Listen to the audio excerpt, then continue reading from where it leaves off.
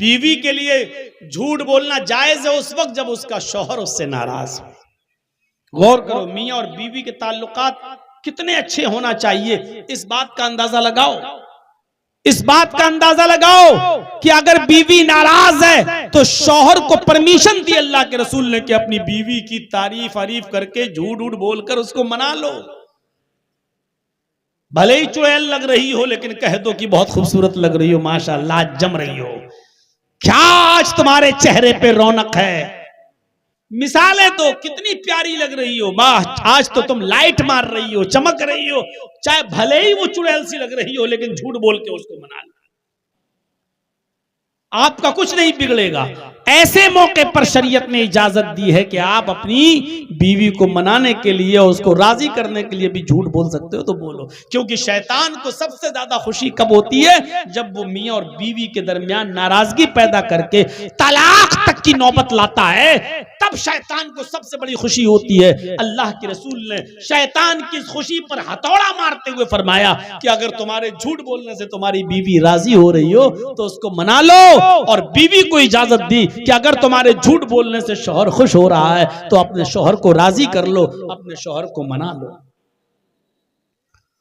और बिलफर्ज महाल मान लो अगर तलाक तक की नौबत आ गई और शौहर बिल्कुल तलाक देने पे आमादा है अपनी बीवी को गुस्से में, तो बीवी को इजाजत और शरीयत ने छूट दी कि वो तलाक से बचने के लिए हर वक्त अपने शौहर के इर्द गिर्द रहे, मेकअप करे, जेबो जीनत अख्तियार करे, शौक से अच्छा कपड़ा पहने, खुशबू लगाए और अपने शौहर के इर्द गिर्द रहे, ताकि शौहर का दिल अपनी बीवी पर आ जाए और उसको बुला ले और अपने करीब कर ले और उसको अपने बिस्तर पर लाकर राजी कर ले और मना ले। मेरे भाइयों, इस बात की इजाजत दी है शरीयत ने। तो मुनाफिक की पहली पहचान क्या है? अल्लाह के नबी सल्लल्लाहु अलैहि वसल्लम ने फरमाया, नबी अकरम ने कि आयतुल मुनाफिक सलास व इंसामा व सल्ला व ज़अमा अन्नहु मुस्लिम।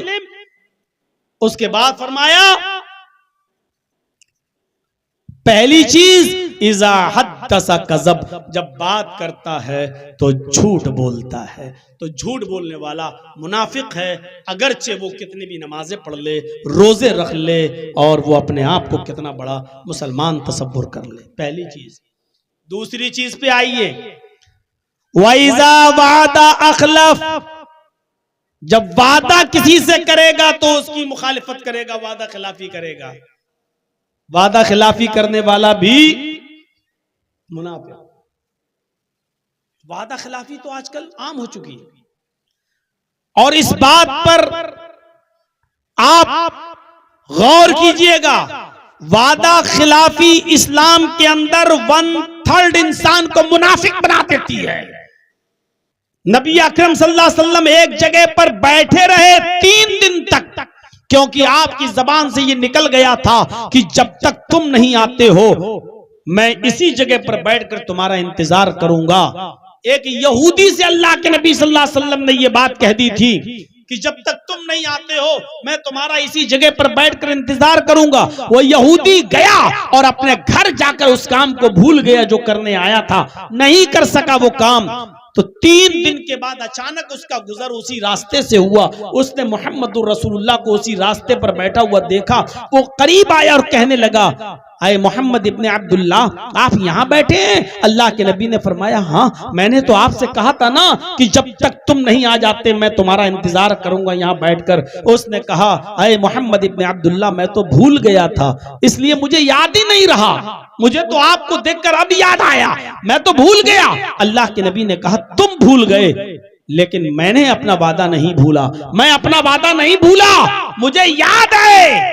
और उसके बाद ये जुमले फरमाए, ऐ यहूदी, अगर मेरी उम्र कयामत तक हो जाती, अगर अल्लाह मुझे कयामत तक की जिंदगी दे देता और कयामत तक तू नहीं आता तो मुझे कयामत तक इसी जगह पर बैठा हुआ देखता। मेरे भाइयों, इससे आप अंदाजा लगाइए कि वादा का क्या अहमियत है शरीयत की नजर में। आप जो किसी से कह देते हो चलिए मैं बस आ रहा हूं 5, ये बहुत एहतियात बरतिए। 5 मिनट और 10 मिनट का जो जुमला निकल जाता है हमारे और आपके मुंह से, ये बड़ा खतरनाक जुमला है। 10 मिनट में मैं आ रहा हूं, तो 10 मिनट का मतलब ये कि 9 मिनट में आप उसके पास पहुंच जाइए, 11 मिनट ना होने पाए। ये इस्लाम सिखलाता है, ये इस्लाम। मैं आपके पास 2 बजे आऊंगा इंशाअल्लाह, ठीक है। अब आप 1:59 पर उसके घर पहुंच जाइए, 2:01 मत होने दीजिए। ये सिखलाता है इस्लाम। ये वादा खिलाफी इस्लाम से निकाल देती है इंसान को, और खास तौर पर मुसलमान को। मेरे प्यारे साथियों, हजरत उमर फारूक रज़ी अल्लाह ताला अन्हु के जमाने में एक शख्स पकड़ के लाया गया जिसका नाम था हरमुजान। उसको कुछ लोगों ने हुरमुज भी लिखा है, लेकिन तारीख के सही मौर्रिखीन ने उसका नाम हरमुजान लिखा है। जब वो पकड़ के लाया गया, वो पक्का काफिर था, कातिल था कई सहाबा का। उसको जब पकड़ के लाया गया हरमुजान को, तो हजरत उमर फारूक रज़ी अल्लाह ताला अन्हु की खिदमत में पेश किया गया। हजरत उमर फारूक ने कहा, इस आदमी को अपनी गिरफ्त में ले लो और जुमे के दिन इसकी गर्दन उड़ा दो। लिहाजा जिस दिन वो गिरफ्तार होकर आया वो इतवार का दिन था। इतवार, सोमवार, मंगल, बुध, जुमेरात तक उसको साहबा ने अपने पास रखा, और जुमे के दिन जुमे की नमाज के बाद उसको कत्ल करने के लिए उसको ले आए। उसकी गर्दन पर तलवार मारी जाएगी। उसको मैदान मक्तल में जहां सजा दी जाती थी वहां उसको लाया गया। जब वहां लाया गया तो हजरत उमर फारूक रज़ी अल्लाह ताला अन्हु ने जल्लाद को हुक्म दिया, तलवार पकड़ो। उसने तलवार पकड़ी और हरमुजान से कहा, हरमुजान तेरा आखिरी दिन है, अभी तेरी गर्दन तन से जुदा कर दी जाएगी, अभी तेरी गर्दन काट दी जाएगी। ये बता कि तेरी आखिरी कुछ तमन्ना है, तेरी आखिरी कोई ख्वाहिश है, क्या तू कुछ चाहता है? तो हरमुजान ने कहा, आए अमीरुल मोमिनीन, आए उमर इब्न खत्ताब, मेरी आखिरी तमन्ना तो है, मैं चाहता तो हूं कि कुछ आपसे कहूं, लेकिन मुझे डर है कि कहीं आप हमारी आखिरी तमन्ना कहीं ऐसा ना हो कि पूरा ना करें। मैं आखिरी तमन्ना जाहिर करूं और आप उसे पूरा ना करें, इसलिए क्या फायदा आखिरी तमन्ना पेश करने से। फरमाया, अरे हरमुजान बता तेरी आखिरी तमन्ना क्या है, बोल तो सही तेरी आखिरी आरजू क्या है, अगर पूरा करने की होगी तो मैं जरूर पूरा करूंगा।